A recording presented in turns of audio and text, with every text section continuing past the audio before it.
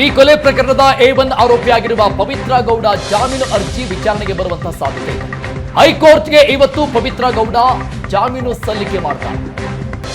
Sessions court ಪವಿತ್ರ ಜಾಮೀನು ಅರ್ಜಿ ವಜಾ ಮಾಡಿತ್ತೀಗಾಗಲೇ. ಹಿಂದೆ ಅರ್ಜಿ ಹಾಕೊಂಡಿದ್ರು ಜಾಮೀನಿಗಾಗಿ, ಅದು ವಜಾ ಆಗಿದೆ.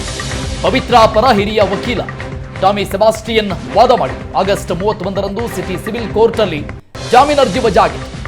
ಹಾಗಾಗಿ ಹೈಕೋರ್ಟ್ ಮೊರೆ ಹೋಗೋದಕ್ಕೆ ಆರೋಪಿ ನಂಬರ್ 1 A1 ಆಗಿರುವಂತಹ ಪವಿತ್ರ ಗೌಡ ಸಿದ್ಧರಾಗಿದ್ದಾರೆ.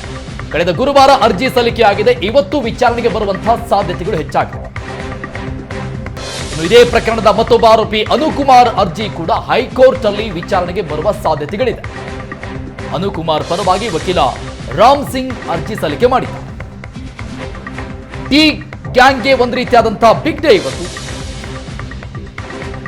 ಒಂದು ಕಡೆ ದರ್ಶನ್ ಜೊತೆಗೆ ಗ್ಯಾಂಗ್ನ ನ್ಯಾಯಾಂಗ ಬಂಧನದ ಅವಧಿ ಅಂತ್ಯ ಆಗ್ತಾ ಇದೆ. ದರ್ಶನ್ ಕಡೆಯಿಂದ ಇವತ್ತೇ ಜಾಮೀನು ಅರ್ಜಿ ಸಲ್ಲಿಕೆ ಆಗುವಂತಹ ಸಾಧ್ಯತೆಗಳು ಕೂಡ ಇದೆ. ಇದೇ ಪ್ರಕರಣದ A1 ಆರೋಪಿಯಾಗಿರುವ ಪವಿತ್ರ ಗೌಡ ಜೊತೆಗೆ ಅನುಕುಮಾರ್, ಈ ಇಬ್ಬರ ಜಾಮೀನು ಅರ್ಜಿ ವಿಚಾರಣೆಗೆ ಬರುವಂತಹ ಸಾಧ್ಯತೆಗಳು ಕೂಡ ಇದೆ.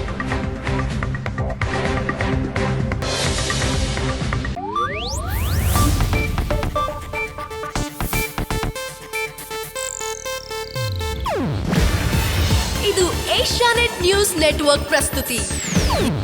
ನೀವು ನೋಡ್ತಿದ್ದೀರಾ ಏಷ್ಯಾನೆಟ್ ಸುವರ್ಣ ನ್ಯೂಸ್.